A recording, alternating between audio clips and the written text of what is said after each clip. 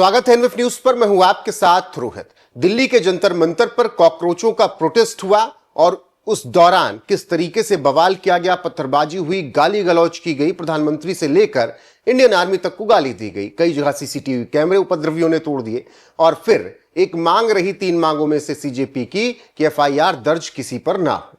यह मांग मान ली गई, लेकिन फिर यह हुआ कि जो उपद्रवी रहे, सुप्रीम कोर्ट ने कहा कि उनको बख्शा भी नहीं जा सकता। जिन पर क्रिमिनल एक्टिविटीज पहले से करने के आरोप है उन सब पर एफआईआर होगी और जो बाकायदा कैमरे में कैद हुए हैं उन पर भी एक्शन लिया जाएगा। तो सौरभ दास कह रहे हैं, जो कि कॉकरोचों के प्रवक्ता हैं, कि नहीं, ऐसा नहीं होना चाहिए।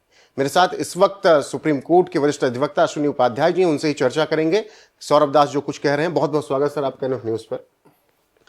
इतना मन बढ़ गया कि सुप्रीम कोर्ट ने जो बात कही एक इस्तीफा लेने के बाद कि सुप्रीम कोर्ट पर ही सवाल उठा दो, नहीं होनी चाहिए, आदेश देने लगे। ये अकाउंटेबिलिटी नहीं करने आए थे।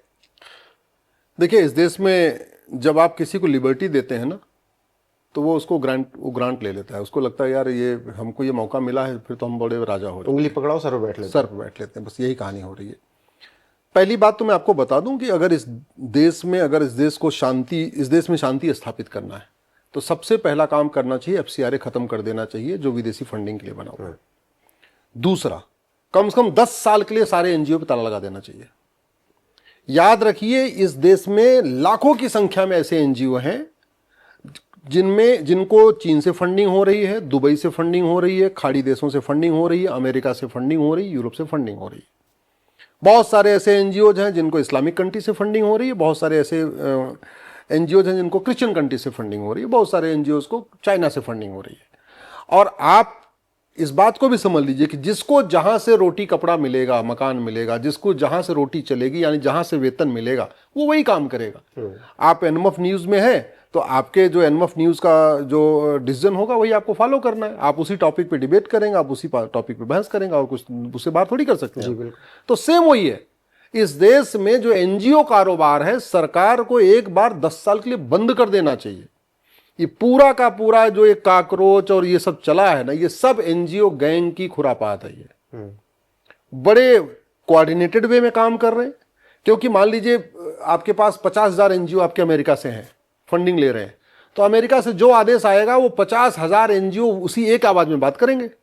एक एनजीओ में अगर 10 लोग काम करते हैं तो 5 लाख लोग हो गए ना सड़क उतरने के लिए।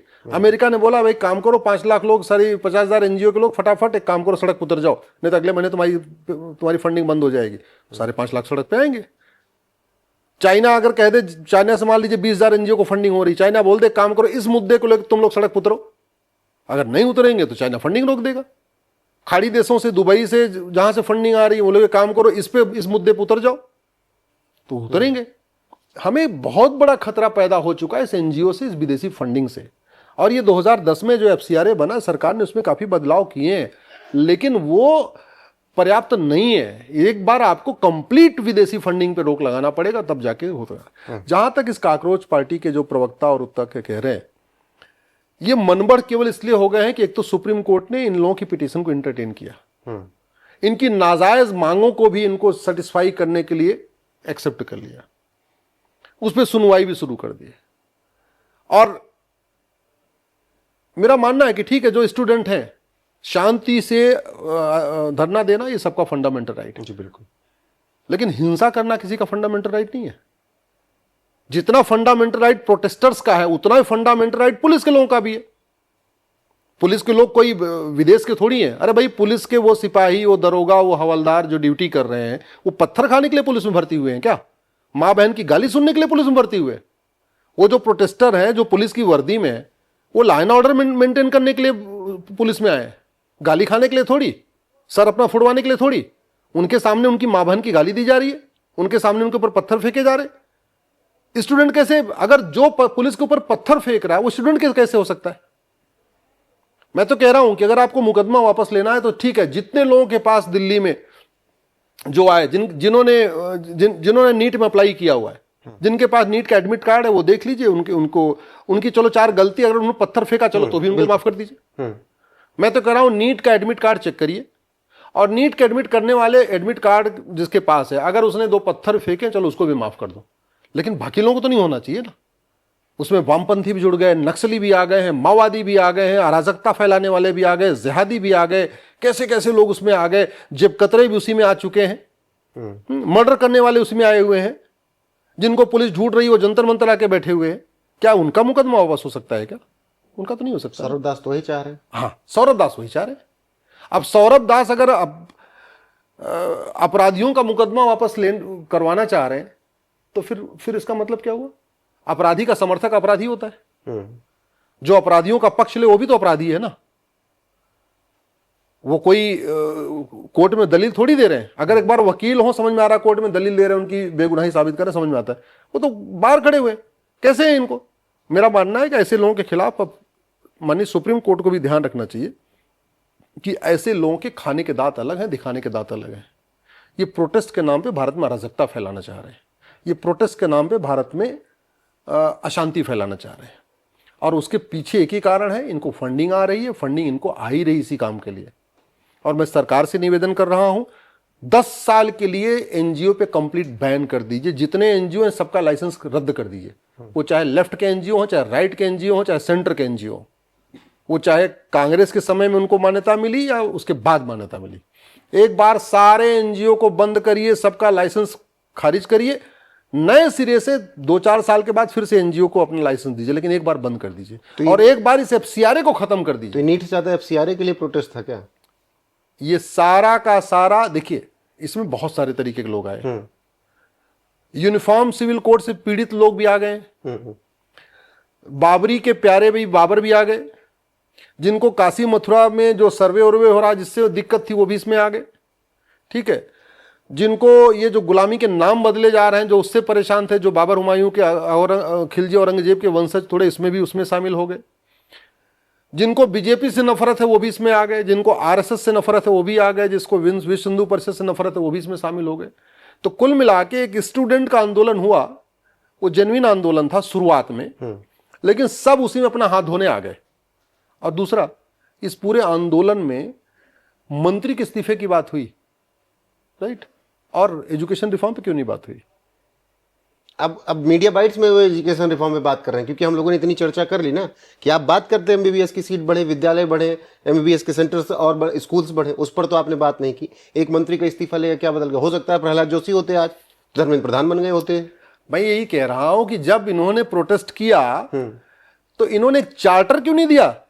एक अपना 10 सूत्री 20 सूत्री मांग पत्र क्यों नहीं दिया सरकार को? पहला आंदोलन था जहां पर पॉइंटर्स नहीं थे, कोई पॉइंटर्स नहीं।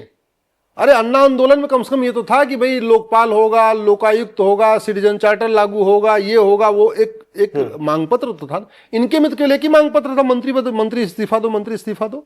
मंत्री के इस्तीफा देने से एजुकेशन सिस्टम बदल जाएगा क्या? मंत्री के इस्तीफा देने से जो है वो जो स्ट्रेस है नीट के बच्चों का, मेडिकल के बच्चों का स्ट्रेस बदल जाएगा क्या? यूनिफॉर्म एजुकेशन की बात तो इन्होंने नहीं किया। साल भर में 2 बार नीट का एग्जाम होना चाहिए, वो बात तो नहीं किया।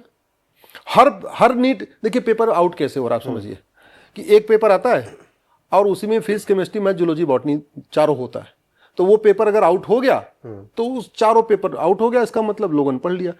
हम ये कह रहे हैं कि आप साल भर में 2 बार एग्जाम करिए, जून में भी करिए, दिसंबर में करिए। किसी का जून में अच्छा नहीं होगा, दिसंबर में ट्राई करेगा, दिसंबर में नहीं अच्छा होगा, जून में ट्राई करेगा।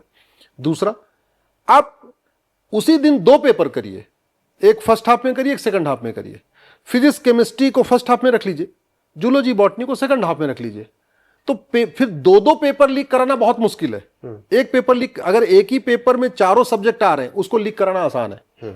लेकिन आपके जब 2 पेपर हो गए, एक पेपर हो गया फिजिक्स केमिस्ट्री का, एक पेपर हो गया जूलॉजी बॉटनी का, 2 पेपर लीक करना बहुत मुश्किल है। और फिर इन्होंने कानून बनाने में क्यों आजीवन कारावास की मांग क्यों नहीं किया? ये पेपर लीक के खिलाफ बैठे थे। ये जो काकरोच पार्टी के नेता ने बोला कि एक काम करो, हमको ये जो कानून आया ये मान्य नहीं है, हम चाह रहे हैं कि पेपर लीक करने वालों का narco polygraph brain mapping test हो, पूरे सिंडिकेट को पकड़ा जाए, जो लोग पेपर लीक करते हैं इनकी 100% प्रॉपर्टी जब्त हो, जो लोग पेपर लीक करते हैं इनकी सिटीजनशिप खत्म हो जाए, जो लोग पेपर लीक करते हैं इनको आजीवन कारावास की सजा हो, जो और पूरा सिंडिकेट शामिल हो तो उनको फांसी भी दिया जाए। क्यों नहीं मांग किया इन्होंने? तो इनका कोई एजेंडा, कुल मिला के इनको राजनीति में आना था। वो कहते नहीं वही जेपी आंदोलन के बाद क्या हुआ, लालू आ गए, मुलायम आ गए, ऐसे नीतीश आ गए, ऐसे नेता आ गए, बहुत सारे नेता पैदा हो गए।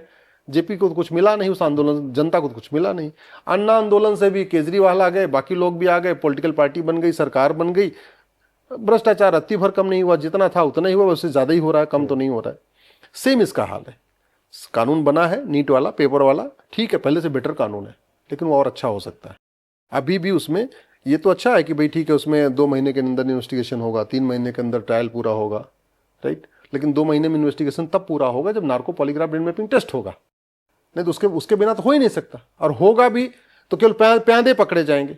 जो वर्तमान कानून है उसमें पेपर लीक में जो शामिल जिनको हम देखते हैं ना, वो बॉटम लेवल के होते हैं, नीचे लेवल के लोग होते हैं, जिनको 50,000 1 लाख रुपए मिलता है पेपर बांटने के लिए।